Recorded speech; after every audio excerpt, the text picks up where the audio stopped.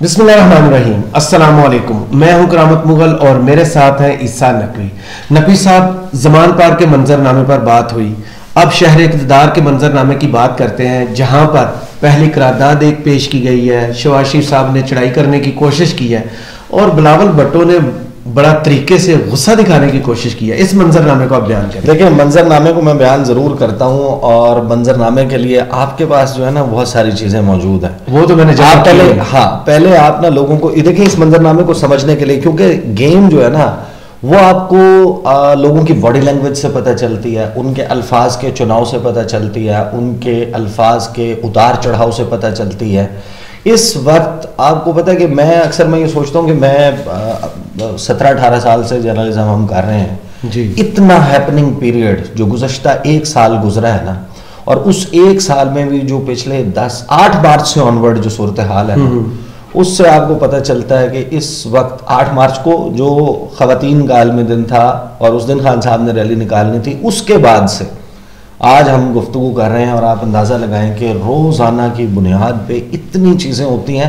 I don't know کہ even لوگ جو ہے وہ اس کا ٹریک کیسے رکھتے ہیں. ہم بھی ہو چکے ہیں، کیسے ٹریک رکھتے ہیں لوگ اس کا. اور ہم نے دیکھیں کتنی زیادہ ویڈیوز اس کے حوالے سے کرنا شروع کر دی ہیں. لوگ بہت زیادہ ڈیمانڈ کرتے ہیں فلاں چیز جو ہے اس کے حوالے سے بھی بات بھی رہ جاتی ہیں. اب جو قومی اسمبلی کا اجلاس چل رہا ہے اور جوائنٹ سیشن، آپ اندازہ لگائیے کہ اس طریقے سے رپورٹ ہی نہیں ہو رہے.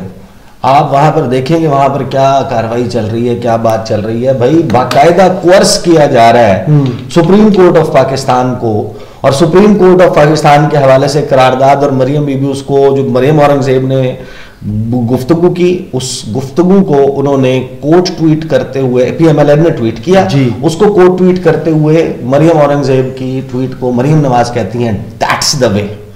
تو دیٹس دا وے جو ہے نا، وہ پہلے آپ دیٹس دا وے سنوائیں. مریم اورنگزیب نے جو قرارداد ججز کے حوالے سے پیش کی، پہلے یہ سنیں پھر بتاتے ہیں. چلیں. آپدید کے مطابق آئینی ادارہ ہے جو آئین کے آرٹیکل 218 کے تحت شفاف اور آزادانہ انتخابات کرانے کا پابند ہے. الیکشن کمیشن کے آئینی اختیارات میں مداخلت نہ کی جائے اور الیکشن کمیشن کو اس کی ثوابدید کے مطابق سازگار حالات میں الیکشن کا انعقاد کرانے دیا جائے.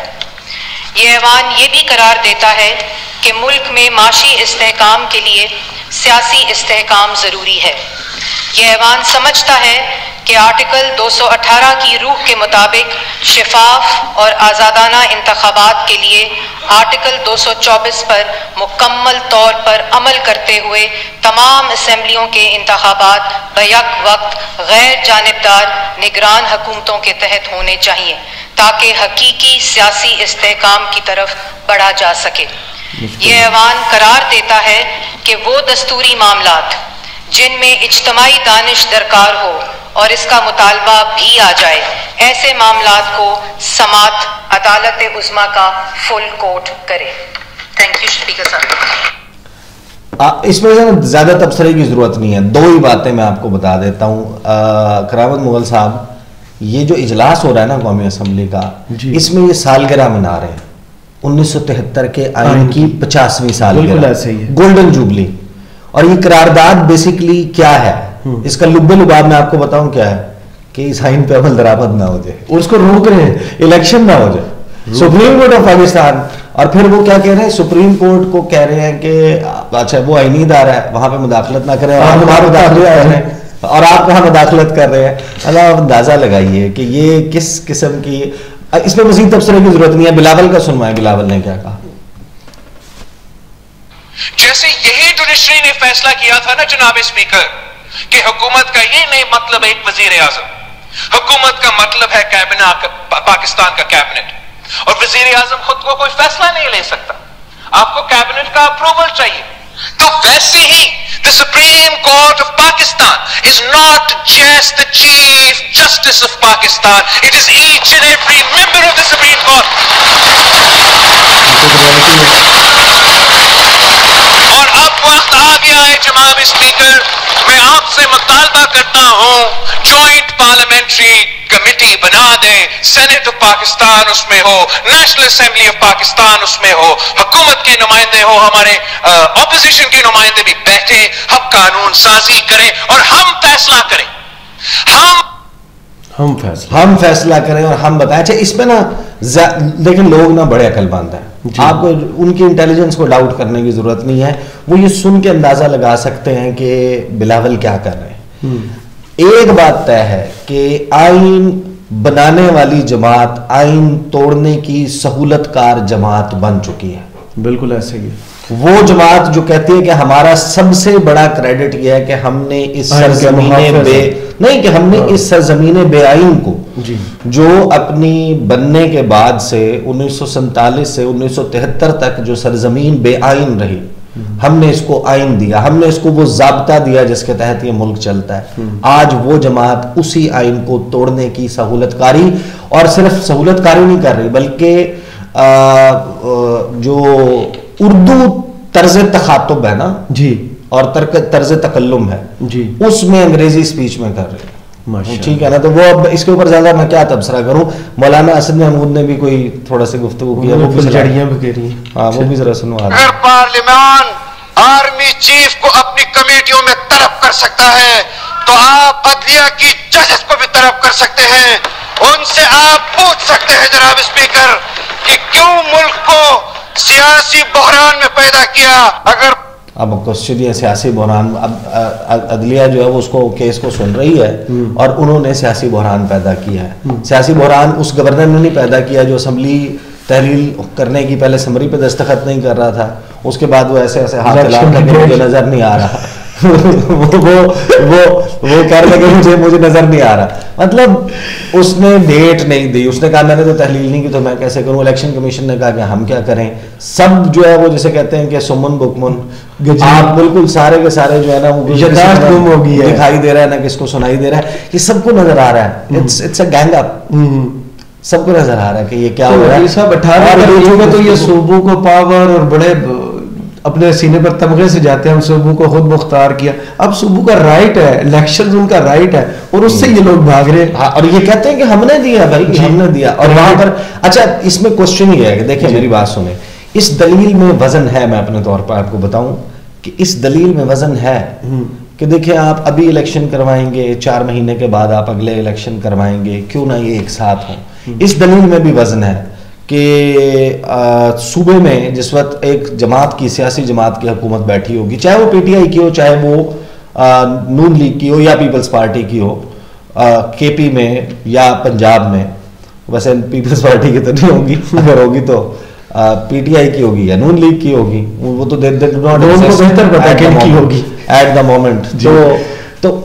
تو اس وقت قومی اسمبلی کے جب الیکشنز وہاں پر ہوں گے تو وہ اثر انداز ہوگی. یہ بھی ایک اسٹرانگ دلیل ہے. آئین کا کیا کریں پھر, یہ اسٹرانگ دلیل ہے. لیکن بات یہ کہ یہاں پہ بات دلیل کی نہیں ہے, آئین کی بات. اس میں 2-3 باتیں ہیں جی. اگر فار ایگزامپل یہ سارے الیکشنز ایک ساتھ ہو جاتے ہیں, مان لیتے ہیں نا اس دلیل کو درست مانتے ہوئے ہم کہتے ہیں کہ ڈیلے کر کے سارے الیکشنز 8 اکتوبر کو, میری بات سن, وائی ڈیلے, ارلی کیوں نہیں, سن لینا, ڈیلے کر لیتے ہیں, خواہشات ساری مان لیتے ہیں. 8 اکتوبر کو الیکشن ہو جاتا ہے, سنیں نا, 8 اکتوبر کو الیکشن ہو جاتا ہے. 8 اکتوبر کے الیکشن کے بعد نومبر کے مہینے میں ایک نئی حکومت قائم ہو جاتی ہے, جوڑ توڑ کے بعد ایک نئی حکومت قائم ہو جاتی ہے. 3 months اور 6 months ڈاؤن دا لائن, 6 مہینے کے بعد یا 8 مہینے کے بعد پنجاب اسمبلی کسی وجہ سے تحلیل ہو جاتی ہے جی. وہ جماعت طے کرتی ہے کہ ہم تحلیل کر رہے ہیں اور اسمبلی کو تحلیل کر لیا جاتا ہے جی. تو اس کے بعد آپ کے پاس بچ گئے 4 سال 4 مہینے. 8 مہینے کے بعد تحلیل کر دی نا آپ نے جی. تو کیا 4 سال 4 مہینے ایک کیئر ٹیکر سیٹ اپ جو ہے وہ صوبے کو چلائے گا, اس ملک کے سب سے بڑے صوبے کو, کیونکہ آپ کہتے ہیں کہ الیکشن اکٹھے ہونے چاہیے. دوسری بات یہ جس کی آڑ لیتے ہیں کہ آرٹیکل 218 فری فیئر ہونا چاہیے, تو وہ اس وقت فری فیئر نہیں ہو سکے گا, وہ نہیں ہو سکے گا. اس کو آئین کے آرٹیکل 224 مکمل کے ساتھ ملا کے پڑھیں, فلاں شک کو فلاں سے جوڑیں, فلاں کو فلاں سے کریں تو ہم لاہور پہنچ جائیں گے. مطلب یہ وہی کہانی ہے نا, ایسے آپ بوفے کھانے کے جاتے ہیں, اپنی پسند کی چیز ایک ہی پلیٹ میں سجانا شروع کر دیتے ہیں. تو کرامت مغل صاحب اس میں بات یہ ہے جی کہ نہیں, کھانے کی مثال رمضان کا مہینہ ہے, روزہ چل رہا ہے, کھانے کی مثال ہے. لوگ کہتے ہیں کہ کھانے کی مثال ہے, روزہ لگ جاتا ہے لوگوں کو, ایسی بات نہیں کیا کرتے. تو وہ اچھا اس کے بعد یہ جو دلیل ہے, مجھے ایک بات بتائیں, 38 ji 38 sorry for thank you for correcting me ji, 38 elections ہوئے نا, بائی الیکشن جی, 20 اکٹھے ہوئے پنجاب کے, 8-9 صوبائی قومی اسمبلی کے ہوئے. اگر یہ تحریک انصاف کے استعفے ایکسیپٹ ہو جاتے اور ان کے معاملات لیٹیگیشن میں نہ جاتے تو 33-36 کر کے انہوں نے 2-3 فیزز میں وہ کروانے تھے. تو یہ جو آرٹیکل 218-224 ہے یہ ضمنی انتخابات پہ کیوں نہیں اپلائی ہوتا؟